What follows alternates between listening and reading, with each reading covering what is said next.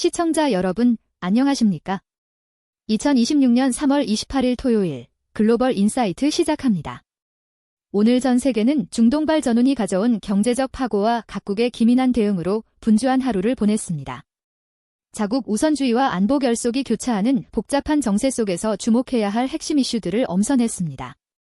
오늘도 박 작가님과 함께 날카로운 통찰로 분석해 보겠습니다. 작가님, 어서 오세요. 네, 반갑습니다. 오늘 뉴스를 관통하는 단어는 생존을 위한 재편입니다. 에너지 위기에 대응의 빗장을 꺼는 러시아, 반도체 패권을 위해 손을 잡는 일본 기업들, 그리고 안보와 경제의 경계가 무너진 미국의 상황까지 거대한 변화의 흐름이 감지되고 있습니다. 이 흐름 속에 숨겨진 맥락을 하나씩 짚어보겠습니다. 첫 번째 소식은 한국입니다. 이재명 대통령이 서해수호의 날 기념식에서 강한 국방 의지를 표명하며 전시작전 통제권 회복과 선택적 모병제를 언급했습니다. 네, 이번 메시지는 자주국방의 완성에 방점이 찍혀 있습니다.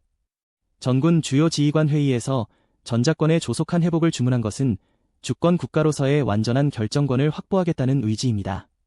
현재의 불안정한 중동 정세 속에서 스스로를 지킬 힘이 없으면 평화도 구걸에 불과하다는 현실적 인식이 반영된 것이죠. 특히 선택적 모병제는 인구 절벽 시대의 군의 정예화를 꾀하는 필수적인 개혁안이라 볼 수 있습니다.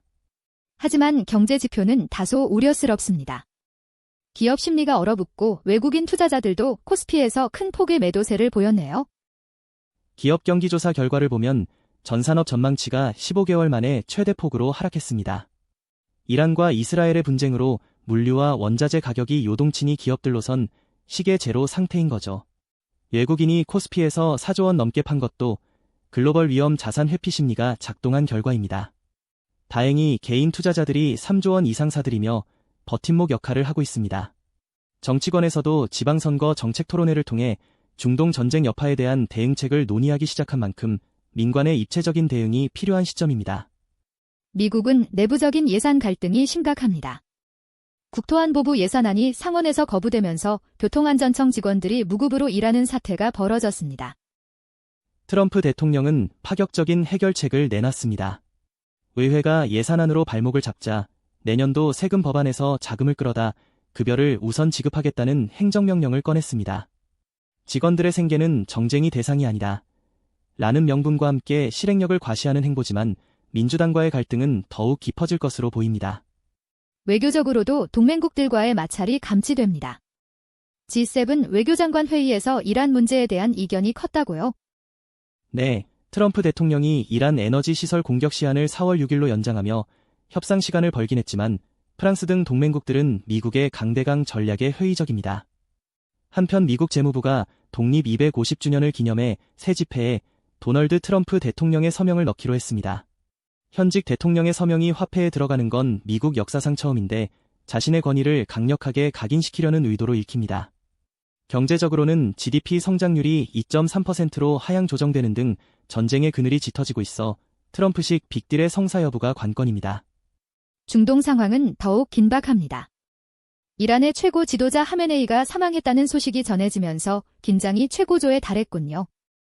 지난 2월 말 미국과 이스라엘의 공습으로 하메네이와 고위군 관계자들이 순교했다는 사실이 이란 외무장관을 통해 공식 확인되었습니다. 이는 이란 체제 전체를 뒤흔드는 대사건입니다. 이란 혁명수비대는 즉각 보복에 나섰고 호르무즈 해협을 통과하는 미국, 이스라엘 관련 선박을 차단하고 있습니다. 이란 외무장관이 언급한 600개 이상의 학교 파괴, 민간 인프라 공격은 국제사회의 감정을 자극하며 명분 싸움으로 번지고 있습니다. 경제적 영향도 상당합니다. 유가가 배럴당 200달러까지 치솟을 수 있다는 경고가 나왔네요. 맥커리 그룹의 분석은 매우 구체적입니다. 브렌트유가 이미 111달러를 넘겼는데 호르무즈 해협이 봉쇄되면 전 세계 원유 공급망의 동맥이 끊기게 됩니다. 이란 의장은 트럼프의 에너지 가격 인하 발언을 가짜 뉴스라고 비판하며 시장의 실질적인 공급 부족을 강조했습니다. 특히 인공지능이 암살 대상을 식별하는 데 사용된다는 보도까지 나오면서 AI 기술이 전쟁의 냉혹한 도구로 전락한 단면을 보여주고 있습니다. 일본에서는 외교와 경제 양면에서 큰 뉴스가 터졌습니다. 자위대원의 중국 대사관 침입 사건으로 중일 관계가 급격히 얼어붙고 있죠. 네, 자위대 3등 6기가 흉기를 들고 중국 대사관에 침입해 은신했다는 것은 상상하기 힘든 외교적 결례입니다. 일본 정부가 유감을 표했지만 중국은 철저한 조사를 요구하며 압박 수위를 높이고 있습니다. 이 와중에 자민당은 헌법 개정을 당의 공식 방침으로 확정했는데 이는 다카이치 사나에 총리의 강한 일본 기조가 가속화되고 있음을 보여줍니다. 경제계에서는 반도체 빅딜 소식이 들려옵니다. 롬, 도시바, 미쓰비시 전기가 손을 잡았다고요. 이 세 회사가 파워 반도체 사업을 통합하면 단숨에 세계 점유율 2위로 올라섭니다. 개별 기업으로는 삼성이나 TSMC를 상대하기 어렵다는 절박함이 낳은 일장기 연합의 부활이죠. 하지만 그늘도 깊습니다. 기업 도산은 13년 만에 최대치를 기록했고 학생 자살자 수가 2년 연속 최다를 경신했다는 점은 일본 사회의 내면적인 위기를 보여줍니다. 경제적 통합과 재무장이라는 화려한 겉모습 뒤의 사회적 문제를 어떻게 해결할지가 숙제입니다. 중국은 자국 중심의 경제 생태계를 공고히 하고 있습니다. 보아오 포럼이 폐막하며 단정화 앵커로서의 역할을 강조했네요. 네, 중국은 이번 포럼을 통해 세계 경제가 흔들려도 중국 경제는 견고하다는 메시지를 보냈습니다. 특히 하이테크 제조업 이익이 58.7%나 폭증했다는 수치는 중국이 기술 강국으로 완전히 체질 개선을 했음을 입증합니다. 또한 한정 부주석이 남아공을 방문해 신세계 아프리카 국가에 무관세 혜택을 주겠다고 한 것은 미국의 제재에 맞서 글로벌 사우스 5군을 확보하려는 고도의 전략입니다. 미국에 대한 직접적인 반격도 시작된 것 같습니다. 무역장벽 조사에 착수했군요. 미국의 301조 조사에 맞서 상호 무역장벽 조사를 개시한 것은 정면 대응하겠다는 선전포고입니다. 주목할 점은 중국과학기술협회가 세계 최대 AI 학회인 노라IPS 지원을 중단한 것입니다. 서구 중심의 학술 체계에서 벗어나 독자적인 기술 노선을 걷겠다는 선언이죠. 경제적으로는 공업기업 이익이 15.2% 증가하며 회복세를 보이고 있지만 장난 지역의 홍수경보 등 기후변화로 인한 농작물 피해 가능성은 지도부의 고민거리가 될 것입니다. 러시아는 에너지 위기를 기회로 사마 수출 빗장을 걸어 잠그고 있습니다. 휘발유 수출을 전면 금지한다고요? 4월 1일부터 넉 달간 모든 국가에 대한 휘발유 수출을 중단합니다. 이란 전쟁 영향으로 러시아산 휘발유 수요가 급증해 수출량이 2배나 늘자 정작 국내 공급이 부족해질 것을 우려해 내린 조치입니다. 자원을 카드 삼아 세계 경제의 숨통을 조절하는 셈이죠. 인도와 다시 원유 협상을 시작한 것도 미국의 제재망을 무력화하려는 포석입니다. 국내적으로는 푸틴 대통령의 지지율이 여전히 견고하네요. 75%라는 높은 수치가 나왔습니다. 전쟁 중임에도 70%가 넘는 지지율은 푸틴의 강한 러시아 프레임이 대중에게 유효하다는 뜻입니다. 메드베데프 부의장은 추가 동원령이 필요 없을 만큼 자원 입대자가 많다고 자신감을 내비쳤죠.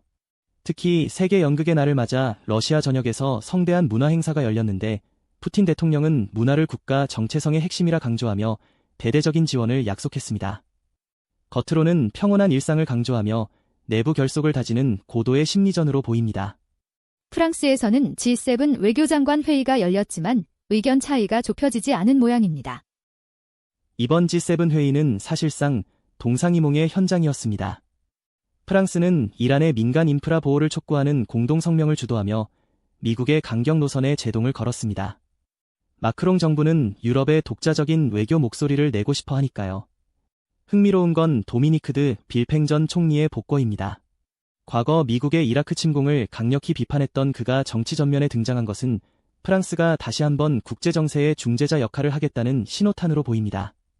프랑스 내부 경제도 에너지 위기 직격탄을 맞았습니다. 정부가 긴급 지원금을 편성했네요. 7천만 유로 규모의 지원책이 나왔습니다. 물류 운송업체들의 리터당 20센트씩 직접 지원하기로 했는데 고물가로 인한 민심 위반을 막으려는 고육지책입니다. 프랑스의 공공부채가 GDP의 115.6%까지 치솟은 상황에서 이런 현금 지원은 재정에 큰 부담이 되지만 생계 위협이 대규모 시위로 번지는 것을 막는 게 급선무였을 겁니다. 데이터 센터 규제 법안을 통과시키며 환경과 기술의 균형을 잡으려는 시도 역시 유럽 특유의 가치를 지키려는 의지로 해석됩니다. 마지막으로 인도 소식입니다. 모디 총리가 팀 인도를 강조하며 공급망 위기 대응에 나섰군요. 인도는 지금 전략적 자율성의 정점을 보여주고 있습니다. 비료와 연료 공급이 불안해지자 모디 총리가 직접 주 총리들을 소집해 비축 물량 관리를 지시했습니다. 그러면서도 한편으로는 러시아로부터 S-400 미사일 시스템과 드론 등 대규모 무기 수입을 승인했습니다. 미국과의 협력을 강조하면서도 무기는 러시아에서 사는 실리 외교의 극치입니다. 인도 의회가 통과시킨 새 예산안의 규모도 상당합니다. 53조 루피가 넘는 지출을 계획하고 있네요. 약 6,400억 달러에 달하는 대규모 예산입니다. 특히 인프라 투자에만 12조 루피를 투입하는데 이는 인도를 세계의 공장으로 만들겠다는 계획의 일환입니다. 시타라만 재무장관은 반응적 결정이 아닌 장기적 계획이라고 강조하며 중동 전쟁 같은 변수에 흔들리지 않고 경제 거버넌스를 바로 세우겠다는 자신감을 보였습니다. 성전 환자 권리 보호나 NGO 규제 강화 등 내부 논란은 여전하지만 경제와 안보를 동시에 잡으려는 인도의 보폭은 매우 빠릅니다. 오늘 글로벌 인사이트는 전 세계 8개 국가의 긴박한 소식들을 다뤄봤습니다. 중동의 전운이 에너지와 물류, 그리고 각국의 정치 지형을 어떻게 바꾸고 있는지 실감할 수 있었습니다. 박 작가님, 오늘 내용을 정리해 주신다면요? 폭풍우 속에서도 닻을 내리는 자가 바다의 주인이 된다고 정리하겠습니다. 각국이 각자 도생하는 듯 보이지만 그 이면에는 새로운 질서를 선점하려는 치열한 수싸움이 벌어지고 있습니다. 우리도 이 변화의 파도를 예의주시해야겠습니다. 네, 냉철한 분석 감사합니다. 저희는 내일 더 깊이 있는 소식으로 찾아뵙겠습니다. 시청해주신 여러분, 고맙습니다. 활기차고 의미 있는 하루 되시길 바랍니다. 안녕히 계십시오. 좋은 하루 보내십시오.